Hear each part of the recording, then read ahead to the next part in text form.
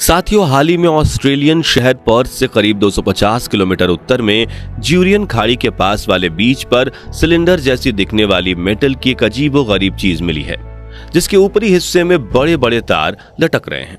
इस चीज के मिलते ही ऑस्ट्रेलिया की पुलिस ने तुरंत ऑस्ट्रेलियन स्पेस एजेंसी से संपर्क किया और उन्होंने अपने ट्विटर हैंडल पर इस ऑब्जेक्ट की फोटो शेयर करते हुए लिखा कि यह किसी फॉरेन स्पेस लॉन्च व्हीकल यानी किसी रॉकेट या यान का हिस्सा हो सकता है और हम ज्यादा जानकारी के लिए इसकी जांच कर रहे हैं। ऑस्ट्रेलियन स्पेस एजेंसी की तरफ से पोस्ट हुआ यह ट्वीट तुरंत सोशल मीडिया पर वायरल हो गया, क्योंकि हाल ही में लोगों की भावनाओं से जुड़ा चंद्रयान 3 लॉन्च हुआ है, जबकि कुछ लोगों ने इसे 2014 में गायब हुए MH370 विमान से जोड़ा। 239 यात्रियों को ले जा रहा विमान साल 2014 में अचानक से लापता हो गया था। साथियों, कभी कभी दुनिया में ऐसी घटनाएं घट जाती हैं जिस पर यकीन करना मुश्किल हो जाता है।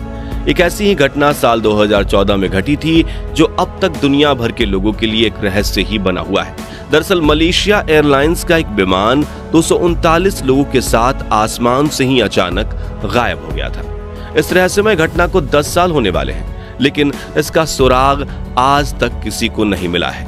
दोस्तों, वो 8 मार्च 2014 का दिन था जब मलेशिया एयरलाइंस के विमान MH370 ने राजधानी कुआलालंपुर से उड़ान भरी।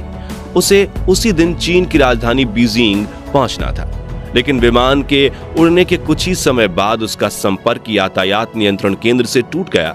इसके बाद विमान के गायब होने को लेकर कई तरह की बातें हुई, लेकिन उसका कुछ पता नहीं चला। पहले तो यह अंदाजा लगाया गया था कि शायद विमान को आतंकियों ने हाईजैक कर लिया है, लेकिन फिर बाद में इस तरह से कोई संकेत नहीं मिले। इसके बाद फिर यह माना गया कि शायद विमान कहीं दुर्घटनाग्रस्त हो गया हो। इसको लेकर फिर तलाशी अभियान शुरू हुआ। कई महीनों तक कई देशों में विमान की खोजबीन चलती रही, लेकिन कुछ भी हाथ नहीं लगा। इस विमान में 239 लोग सवार थे, जिसमें 227 यात्रियों के साथ साथ 12 चालक दल के सदस्य भी शामिल थे।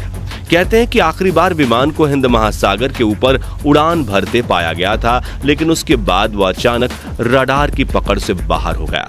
इसके बाद उसका किसी को कुछ पता नहीं चला। 1 लाख वर्ग किलोमीटर से भी ज्यादा के दायरे में विमान की खोजबीन चली, लेकिन जहाज का कुछ भी पता नहीं चला। किसी विमान को खोजने का यह इतिहास में अब तक का सबसे बड़ा और लंबा अभियान था। इसमें करोड़ों रुपए खर्च हुए थे। कई देशों ने भी इस तलाशी अभियान में मलेशिया की मदद की थी। इसके बाद भी HM370 को ढूंढा नहीं जा सका। हर तरफ से निराशा मिलने के बाद थक हार कर जनवरी 2017 में विमान का तलाशी अभियान भी आधिकारिक रूप से बंद कर दिया गया था। इस विमान के पायलट जहारी अहमद शाह थे, जिनके बारे में ऑस्ट्रेलिया के पूर्व प्रधानमंत्री टोनी एबॉट ने यह दावा करते हुए सबको चौंका दिया था कि मलेशिया के उच्च अधिकारियों का मानना है कि MH370 फ्लाइट को उसके कप्तान ने ही जानबूझकर समुद्र में डुबा दिया था। उनका दावा था कि कप्तान आत्मघाती था, जिसने विमान में सवार सभी लोगों की जान ले ली। हालांकि अपने इस दावे से संबंधित कोई सबूत उन्होंने पेश नहीं किया था। इस तरह से उनका दावा सिर्फ एक दावा ही माना गया और अनुमान ही माना जा रहा था। इस विमान का गायब होना अब भी एक अनसुलझी पहेली ही बना हुआ है। खैर, हम अपने टॉपिक पर आते हैं। ऑस्ट्रेलिया में मिली रहस्यमयी गोलाकार चीज MH370 फ्लाइट की नहीं है, तो फिर क्या चंद्रयान 3 की है? साथियों, इस मलबे को देखकर जब विशेषज्ञों ने बताया कि यह किसी कमर्शियल व्हीकल का टुकड़ा नहीं है, बल्कि एक स्पेस लॉन्च रॉकेट का हिस्सा हो सकता है, तो फिर लोगों ने इसे हाल ही में लॉन्च हुए स्पेसक्राफ्ट चंद्रयान 3 से जोड़ना शुरू कर दिया। सोशल मीडिया पर इस तरह की तस्वीरें शेयर करके कुछ लोगों ने लिखा, ये चंद्रयान 3 का मलबा हो सकता है।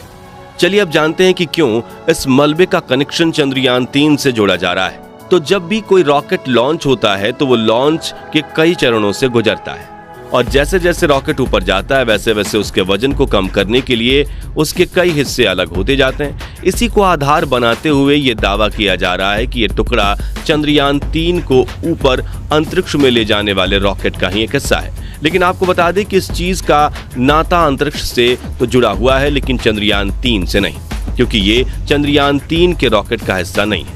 ऐसा इसलिए क्योंकि इस चीज के ऊपर काफी बर्नाकल चिपके हुए हैं। बर्नाकल सख्त खोल वाले समुद्री जीव होते हैं जो समंदर में तैरने वाली जहाजों और तटों के पत्थरों से लेकर अन्य चीजों से जुड़ जाते हैं। और विशेषज्ञों के मुताबिक बर्नाकल को किसी भी चीज से जुड़ने में 3 हफ्ते से महीने भर का वक्त लग जाता है, जबकि रॉकेट का यह टुकड़ा ऑस्ट्रेलिया के समुद्र किनारे मिला था। तब चंद्रयान 3 को लॉन्च हुए मुश्किल से 4 या 5 दिन ही हुए थे। ऐसे में यह बात तो तय है कि इसका चंद्रयान 3 स्पेसक्राफ्ट या उसके रॉकेट से कोई कनेक्शन नहीं है। बता दें कि यह सिलेंडर जैसी दिखने वाली चीज करीब 2.5 मीटर चौड़ी और 3 मीटर लंबी है। और इसे लेकर ऑस्ट्रेलिया की स्पेस एजेंसी ने अपडेट देते हुए कहा है कि हमारे मुताबिक ये सॉलिड रॉकेट मोटर केसिंग हो सकती है, जिसके बाद ये कयास लगाए जा रहे हैं कि ये PSLV का फ्यूल टैंक हो सकता है। इंडियन स्पेस एजेंसी इसरो अपनी सैटेलाइट और स्पेसक्राफ्ट को लॉन्च करने के लिए PSLV यानी पोलर सैटेलाइट लॉन्च व्हीकल का इस्तेमाल करती है और हाल ही में चंद्रयान 3 की लॉन्चिंग में भी PSLV रॉकेट का इस्तेमाल किया गया था। लॉन्च के दौरान भारत के PSLV रॉकेट के कई हिस्से अलग अलग चरण में नीचे गिरते रहते हैं, जिसमें से पहले और दूसरे चरण में रॉकेट के हिस्से लॉन्च स्टेशन से थोड़ा दूर समंदर में गिरते हैं और तीसरा स्टेज ऑस्ट्रेलिया के करीब समंदर में गिरता है। ऐसे में कई विशेषज्ञों का मानना है कि ये मलबा PSLV रॉकेट का ही है। और इस मुद्दे पर चर्चाएं होते देख इसरो के चीफ S सोमनाथ ने भी एक न्यूज एजेंसी से बात की। उन्होंने कहा कि जब तक हम इसका परीक्षण ना कर लें, हम कैसे पुष्टि कर सकते हैं कि ये हमारा है। ये भारतीय भी हो सकता है और नहीं भी। आगे उन्होंने कहा कि ये PSLV का हिस्सा हो सकता है या किसी और रॉकेट का, इसलिए जब तक हम इसे देखेंगे नहीं, इसका परीक्षण नहीं करेंगे, तब तक इसकी पुष्टि नहीं की जा सकती। हालांकि हमें ये पता है कि PSLV के कुछ हिस्से ऑस्ट्रेलिया के एक्सक्लूसिव इकोनॉमिक जोन के बाहर समंदर में गिरे हैं। इस चीज की बात करें तो ये चीज लंबे समय से समंदर में तैर रही होगी और आखिर में ऑस्ट्रेलिया के तट तक पहुंच गई होगी। उन्होंने बताया कि इस चीज से कोई रहस्य जुड़ा हुआ नहीं है और ये साफ है कि यह किसी रॉकेट का ही हिस्सा है। लेकिन ये बात क्लियर हो गई है कि ऑस्ट्रेलिया में मिले इस टुकड़े का चंद्रयान 3 से कोई कनेक्शन नहीं है। अब इसरो के चंद्रयान 3 के अपडेट की बात करें तो 20 जुलाई 2023 यानी इंटरनेशनल मून डे के दिन इसरो ने चंद्रयान 3 का चौथा ऑर्बिटर रेजिंग मैन्यूवर कंप्लीट कर लिया है और अब चंद्रयान 71,351 किलोमीटर इंटू 233 किलोमीटर की ऑर्बिटर में चक्कर लगाते हुए पृथ्वी से दूर और चांद के पास जा रहा है। और इसरो के मुताबिक चंद्रयान 3 स्पेसक्राफ्ट बिल्कुल सही कंडीशन में है और पूरा मिशन प्लान के मुताबिक परफेक्टली चल रहा है। माना जा रहा है कि 5 अगस्त के दिन चंद्रयान 3 चांद की कक्षा के पास पहुंचेगा और लूनर ऑर्बिटर इंसर्शन की प्रक्रिया शुरू होगी, यानी कि इसे चांद की कक्षा में भेजने के लिए धकेला जाएगा। इस प्रक्रिया के लिए स्पेसक्राफ्ट के प्रपल्शन मॉड्यूल का इंजन ऑन किया जाएगा, जो इसे चांद की गुरुत्वाकर्षण सीमा में प्रवेश करने को मदद करेगा।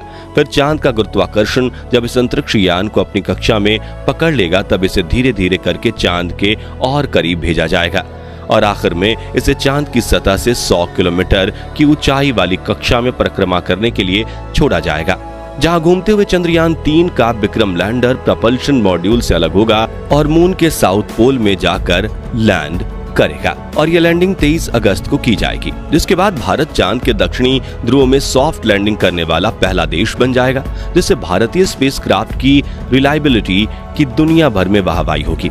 वहीं चांद पर रहकर अपने रिसर्च के दौरान अगर चंद्रयान 3 के विक्रम लैंडर और प्रज्ञान रोवर को दक्षिणी ध्रुव पर पानी और खनिज की मौजूदगी का पता चलता है तो यह अंतरिक्ष विज्ञान के लिए बड़ी कामयाबी होगी। इसी खोज के लिए नासा भी एक बार फिर चांद के दक्षिणी ध्रुव पर जाने की तैयारी कर रहा है, क्योंकि नासा ने अपने सभी मून मिशन सिर्फ चांद के उत्तरी ध्रुव पर ही किए हैं। हालांकि नासा अगले साल एक बार फिर से अपने एस्ट्रोनॉट्स को चांद पर भेजेगा, लेकिन इस बार रिसर्च करने के मामले में भारत नासा से आगे है। तो दोस्तों, हमारी तरह आप भी चाहते हैं कि भारत इस बार चांद पर जीत हासिल करे, तो कमेंट बॉक्स में इसरो को अपनी शुभकामनाएं जरूर दीजिए और वीडियो पसंद आया हो तो इसे लाइक और शेयर जरूर कीजिए। साथ ही चंद्रयान 3 से जुड़े हुए पल पल के अपडेट्स पाने के लिए हमारे चैनल को सब्सक्राइब करके पास वाली घंटी जरूर बजा दीजिए। वीडियो देखने के लिए आपका बहुत बहुत धन्यवाद।